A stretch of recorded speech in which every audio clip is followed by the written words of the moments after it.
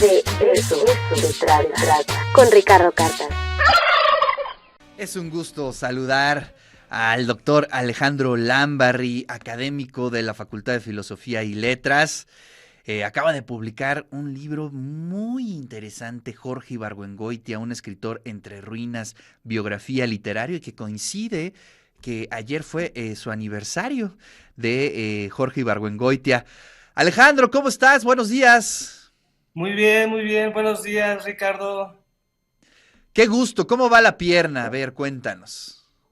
Ay, pues ya, hoy me quitan este yeso y espero que la rehabilitación sea más o menos rápida, pero consejo a toda la gente, no vean su teléfono celular mientras están caminando.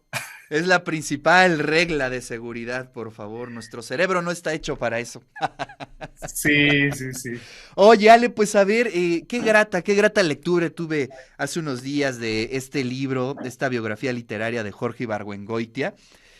Y lo primero que hay que preguntarte es que, ¿cómo llegas a la idea de escribir esta biografía a partir de los archivos? ¿Cómo se van dando las señales para que te vayas a Princeton y rescates y reorganices esta biografía literaria?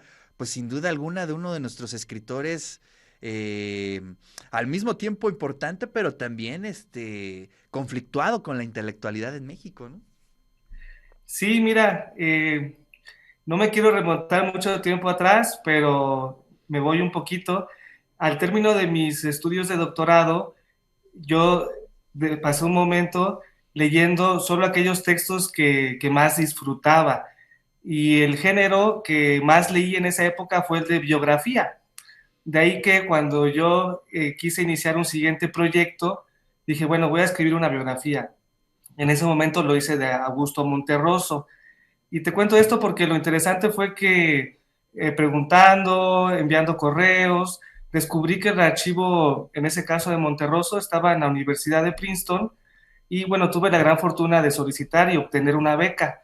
Una vez estando allá, yo pensé que solo me daban beca para consultar el archivo al que había solicitado y vi en la página de internet que estaba el archivo de Ibargüengoitia. Me contuve unas semanas, dije, bueno, voy a terminar en Monterroso. Una vez que lo terminé, así pregunté, oigan, de pura casualidad, ¿podría yo ver el de Ibargüengoitia? Y me dijeron, sí, claro, adelante.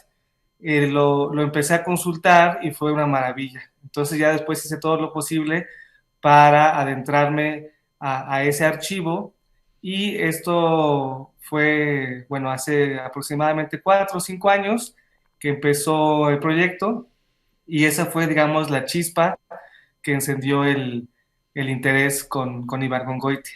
Claro.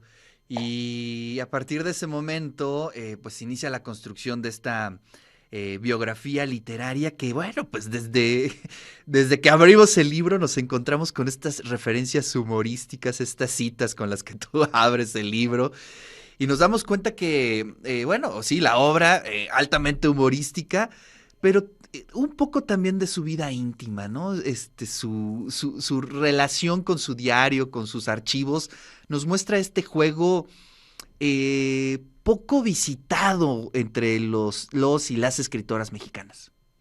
Sí, totalmente. Fíjate que me costó poner esas citas que vamos nada más a sugerir para que el lector Si las no, no las descubra. vamos a decir, no las vamos a decir. Pero no son citas normalmente que van en un texto académico. Me tocó la suerte de ver de pronto cosas muy personales y uno en su investigación va apuntando y quizá en algún momento las utilices, ¿no? Tuve pues ahí al final el arrojo de publicarlas, después de pensarlo mucho, reflexionarlo, y creo que es una buena puerta de acceso a la obra que escribí sobre Ibargüengoitia y a la misma obra del propio autor.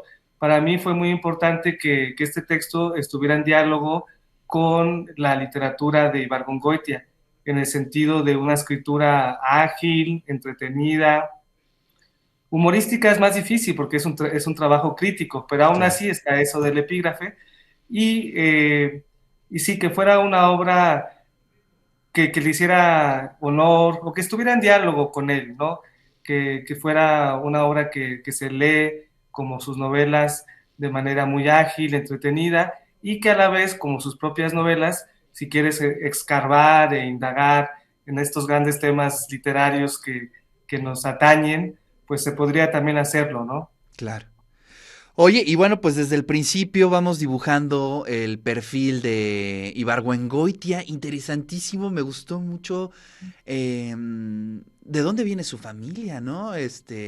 La oligarquía total, ¿no? Es en medio de eso es que nace, pues, uno de los autores más satíricos, irónicos, contra el régimen de la época, ¿no?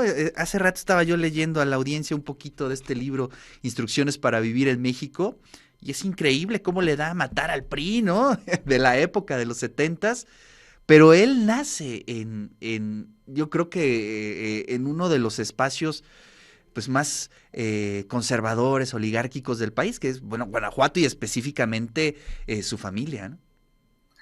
Tuve la suerte de entrevistar al hijo de Joy Laville, que es la, bueno, fue, ¿no? Ya murió. Sí. Fue la vida de Ibargüengoitia. A ella le hablé con teléfono, por teléfono con ella, y ya estaba muy mayor y no pude, digamos que, sacarle muchas cosas, ¿no? Pero al hijo sí, al Trevor Rowe, que es, bueno, la vida de Trevor Rowe es otro asunto, ¿no? Lo que te quiero comentar es que él recordaba que que la tía de Ibargüengoitia, Ajá. de niña, al crecer en Guanajuato, escuchaba al amanecer, que es la frase con la que titulo el primer capítulo, los burros que bajaban de los cerros cargados de plata. Y esos eran, claro que, o sea, los burros, los trabajadores de la familia, de los Ibargüengoitia, que la familia se divide en varias ramas, por eso el concepto de oligarquía, y una de ellas, que si mal no recuerdo es a la familia Cumming y los Ibargüengoitia, siempre trabajaron en minas. La otra rama, los Santillón, eran generales y gobernadores, ¿no? Entonces, Trevor recordaba que la tía decía, ay, bueno, cuando era yo niña, escuchaba al amanecer, casi que despertaba con ese ruido, y esa imagen se me hizo muy poética. Luego, el mismo Trevor, a quien agradezco mucho su apoyo, su ayuda, fue muy accesible y en casa de Joy Laville, de la que fue esposa de Ibargüengoitia, consulté fotografías de ellos y también de la familia de Ibargüengoitia.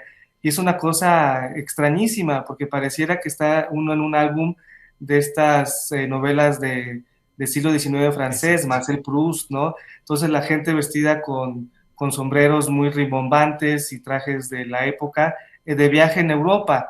Eran familias, los Ibargüengoitia, Cumin, Antillón, Chico, que digamos eran los adinerados de Guanajuato y pasaban vacaciones allá. Yo ya esas fotos no las incluí porque tampoco quise hacer un álbum de fotos familiar, pero bueno, está la foto de los padres de Ibargüengoitia que refleja muy bien esta clase de gente adinerada a la que le afectó mucho la revolución, ¿no? Claro.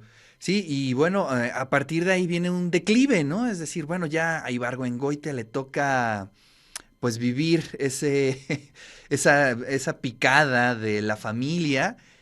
Y aunque él tampoco estaba interesado realmente, ¿no? Creo que lo intentó ahí un par de veces, pero realmente él estaba pensando en la literatura, sobre todo en el teatro en esa época, ¿no?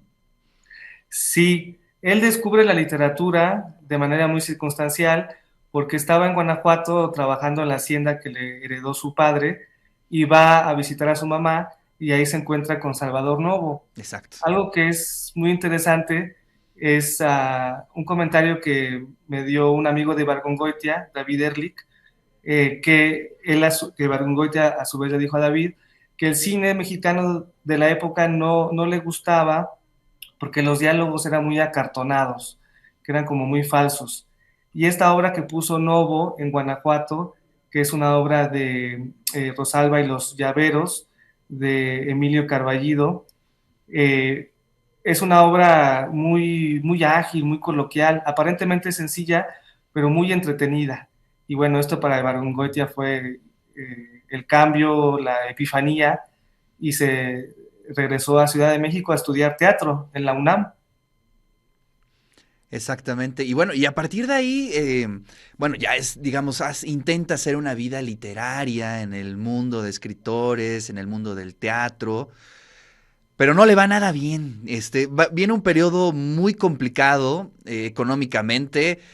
Para decirlo, es un momento de una serie de fracasos, ¿no? Sí, sí, sí, totalmente. Él es muy interesante porque una de las tesis del libro es también que se da el surgimiento del escritor profesional en esta Ujú. época. Esto quiere decir que son los primeros autores que desean vivir de lo que escriben. Ya antes habían soñado lo mismo los modernistas, pero sin éxito, ¿no? Y es muy, muy interesante, por eso yo incluyo la imagen en el libro, que él se compra un libro de contabilidad, Sistema Exacto. Roca, y ahí apunta sus ingresos, ¿no? Y es un poco Oye, pero se la triste. pasa años enteros sin ingresos, Ale. ¿Te acuerdas? Es increíble. O sea, yo cuando vi eso, dije, bueno, pero apuntó mes por mes sin ingresos, sin ingresos. Tuvo la disciplina, ¿no? De hacerlo, y me imagino que el sueño y la confianza de que, bueno, un día iba a apuntar finalmente ingresos. Y así fue. Es Ibargüengoitia, uno de los autores profesionales de su época, porque, bueno, ya cuando en los setentas, en la década de los setentas, a sus 40 años, 40 50, él ya vivía de sus regalías. Claro. Oye, de ahí le da el carpetazo al teatro y decide hacer novelas y comienza a cambiar un poco su destino, su vida en la literatura. Y creo que todo inicia a partir de que gana el premio Casa de las Américas, ¿no? Así es. Ahora, fíjate que algo muy interesante de esto de la década del teatro es que a pesar de que solamente significó una sola obra, su Ujú. primera, que todo lo demás se guardó en el escritorio, ahora que se han publicado sus obras de teatro, y también yo que tuve la posibilidad de leer sus guiones de cine, escribió guiones que nunca se filmaron, pude ver ahí, y para quien lea las obras de teatro también, que casi todas las tramas de sus novelas surgen de esas obras de teatro. O sea, van Ah, cambiando, las va modificando, las va ampliando, pero ahí están en ciernes, ¿no? Eso es, de hecho, alguien me contactó, un joven de España que está haciendo su doctorado, y me preguntó porque él intuía esto, y le digo, sí, no solamente Ibargüengoitia basó sus novelas en las obras, sino los guiones que por ahora están inéditos, ¿no? Y claro, entonces él deja el teatro, y Los Relámpagos de Agosto, que es la novela que gana el premio Casa de las Américas, es su primera novela, y bueno, con ese espaldarazo él deja ya el teatro y se dedica a la narrativa. así es. Oye, también no le iba muy bien en el amor, ¿no? Tuvimos ahí, haces bien el relato de que no era muy afortunado en ese aspecto. No, para nada, para nada. Y es muy curioso y también muy divertido la manera en que él mismo se, se ironiza, ¿no? Entonces, hay un cuento en La Ley de Herodes en donde se refleja muy bien ahí cuál era, yo creo, su verdadero problema, y que es el hecho que estudió él primero una carrera de Claro. ingeniería en minas, y bueno, llega a la carrera después de teatro en la Facultad de Humanidades, y se encuentra con gente pues que se viste distinto a él, que habla distinto, que se comporta totalmente de manera pues ajena, ¿no? A lo que él estaba acostumbrado. Y por ejemplo, en un cuento dice que llega él con pants y tenis blancos, y sus demás compañeros están, ya sabes, con el suéter de tortuga, estilo Sart, y vestidos de negro, y nada, o sea, sí le costó adaptarse, y en el amor sí fue un fracaso hasta que conoció al amor de su vida, ¿no? Claro. Oye, ya casi se nos acaba el tiempo, pero quisiera yo preguntarte, Ale, si, digamos, ya una vez hecha la edición, todo, ¿se te quedó algo en el tintero de esta investigación? ¿Se quedó algo afuera? ¿Alguna referencia? ¿Algo que te hubiera gustado incluir en esta biografía literaria de Ibargüengoitia? Bueno, mira, ahora releyendo el texto ya impreso, en el tercer capítulo, que es un capítulo que me costó mucho escribir, publicar, justo porque si te recuerdas, es un capítulo en donde están solamente las citas. Ujú. Extraje lo que yo escribí y puse las citas. Exacto. Entonces, para eso fue muy arriesgado porque ah, obviamente el capítulo lo escribí, lo volví a escribir una y otra vez y al final me di cuenta que el mismo Ibargüengoitia nos estaba contando todo la aventura y el calvario casi que fue escribir Las Muertas y entonces quité mi voz y puse solo la de él. Ujú. Ahora, como fue algo que yo nunca había hecho, lo estuve leyendo, releyendo, le quitaba y le ponía, y al final creo yo que lo dejé un poco escueto. Hay más citas, hay más referencias del propio Ibargüengoitia a Las Muertas, Claro. pero temí yo que el lector fuera a parecerle tan extraño, que no estuviera la voz del narrador, que lo dejé breve, y entonces ahora que lo releo dije, ay, hubiera puesto más y más cosas porque está hablando ahí Ibargüengoitia, ¿no? Oye, y además, bueno, lo comentaba yo al principio del programa, que ahí en los archivos de Barguengoitia se localizaste un manuscrito previo, ¿no? Que no es la versión que conocemos de las muertas, ¿no? Sino es un previo. Y de ahí es donde tú extraes estas citas, ¿verdad, Ale? Así es, Ricardo. Es un manuscrito que él mismo dijo, Ibargüengoitia, que lo había destruido. Y nada, yo voy ahí y lo encuentro engargolado, escrito a máquina, con correcciones al margen, con fecha de escritura, o sea, un texto hecho y derecho, ¿no? Y fíjate que después hice, en esto de que es la vida académica, después me interesó e hice un artículo académico, Ujú. hice una comparación, un análisis de lo que él llama, no me acuerdo muy bien cómo llama ese primer manuscrito, las Poquianchis, el libro de las Poquianchis Ujú. y las muertes. Y entonces, en ese primer manuscrito es una crónica, tal cual. Él se presenta como investigador, su nombre Jorge Ibargüengoitia, va a los lugares de los crímenes y saca conclusiones. Y la novela, que no tiene nada que ver con una crónica, bueno, es una crónica parodiada, ¿no? Y sí hizo un estudio más, digamos, sesudo, académico. Y en cambio en el libro lo puse para que el lector, la lectora, pues aportara sus propias interpretaciones, ¿no? Oye, ¿no sabes qué gusto me dio ver tu libro? Gracias por mandármelo. Y ver que la titular del programa de la editorial de la Universidad de Guanajuato es nuestra querida Elba Sánchez, ¿no? Que ella estudió aquí en Puebla, la maestría en aquel entonces de literatura mexicana. ¿Qué te dijo cuando vio el manuscrito? Porque pues Ibargüengoitia, digo, no es que sea de ellos, pero tienen ahí cierta, cierto, digamos, aprecio por la obra de Ibargüengoitia y los guanajuatenses, pues ahí se lucen con ello. Pero ¿qué te dijo? ¿Cuál fue la reacción de la universidad al ver el manuscrito? Muy positiva, todo fue de maravilla. Sabes, una vez uno termina el texto y luego empieza la larga y ardua búsqueda de una casa editorial. Claro. Esta la había enviado yo a colegas y la habían ellos a su vez sugerido para tal cual lugar.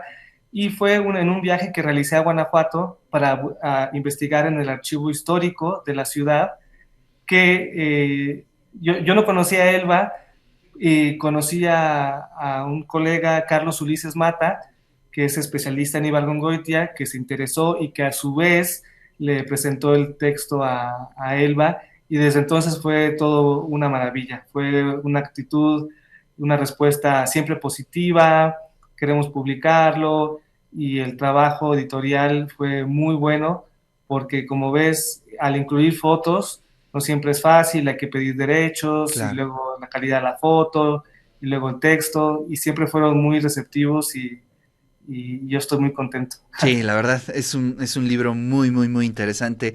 Ale, muchísimas gracias por darnos esta entrevista. Felicidades. Y bueno, pues, ¿qué viene? ¿Qué estarás próximo a publicar? Pues estoy ahora viendo la posibilidad de publicar, así como de Monterroso me fui a Ibargüengoitia. Cuando estaba con Ibargüengoitia, ahí al lado estaba el archivo de Sergio Pitol. Y bueno, eso Qué es, maravilla. vamos a ver qué tal, si funciona, no funciona. Yo ya estoy ahí escribiendo el texto, ya de hecho muy avanzado, y pues a ver qué tal. Qué maravilla. Ale, te mando un fuerte abrazo y que te mejores. Muchas gracias, Ricardo. Un abrazo.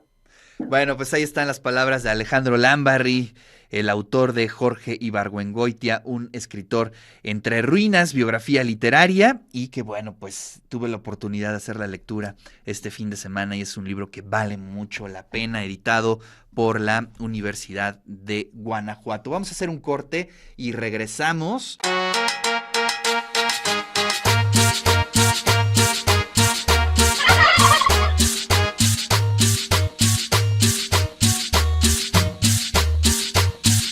De eso se trata. De eso se trata.